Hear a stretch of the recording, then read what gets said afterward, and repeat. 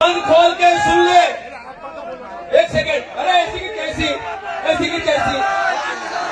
Police प्रशासन कान खोल के सुन ले। हमें मजबूर ना करना, नहीं तो हम यहाँ से विधानसभा में कूद कर जाएंगे।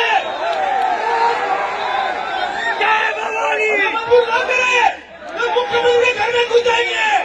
ગુજરાતમાં ક્ષત્રિય સમાજે એકવાર ફરી પડકાર ફેંક્યો છે। અમદાવાદના કુંજાળ ગામ નજીક ખોડિયાર ફાર્મમાં ક્ષત્રિય એકતા મહાસંમેલનનું આયોજન કરવામાં આવ્યું હતું। આ આયોજન ક્ષત્રિયકરણી સેનાના અધ્યક્ષ રાજ શેખાવત દ્વારા મહાસંમેલનનું આયોજન કરવામાં આવ્યું હતું।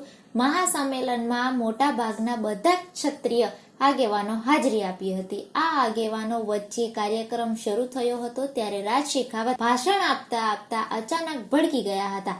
રાજ શેખાવતનો આ વિડીયો સોશિયલ મીડિયા પર ખૂબ જ વાયરલ પણ થઈ રહ્યો છે। રાજ શેખાવત અચાનક ચાલુ ભાષણમાં ગુસ્સે થઈ ગયા, પછી તેમને મુખ્યમંત્રી અને ગૃહમંત્રીને ધમકી પણ આપી દીધી હતી। તેમની આજુબાજુ બેઠેલા લોકો વડીલો તેમને રોકવાનો પ્રયાસ કર્યો કે તમે થોડીવાર શાંત થઈ જાઓ, શું બોલો છો એનું કઈ તમને ખબર છે, માઇક થોડીવાર બાજુમાં મૂકી દો।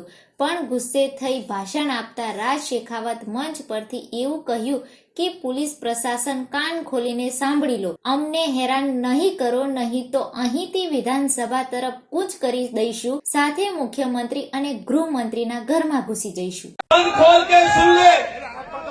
एक सेकंड, अरे ऐसी की कैसी, ऐसी की कैसी। पुलिस प्रशासन कान खोल के सुन ले। हमें मजबूर ना करना, नहीं तो हम यहाँ से विधानसभा में कूद कर जाएंगे। हमें मजबूर ना करे, तो मुख्यमंत्री के घर में घुस जाएंगे। हमें मजबूर ना करे, तो गृहमंत्री के घर में घुस जाएंगे। हमें मजबूर ना करे, अन्यथा क्रांति आएगी, क्रांति। और पुलिस प्रशासन कान खोल के खुल दे, यदि आईडी चेक की तो फिर ठीक नहीं होगा, ठीक नहीं होगा। सरकार सुन ले, स्थानिक स्वराज चुनावी आ रही है, जीत कर दिखा देना, तुम जाओ, जीत कर दिखा देना।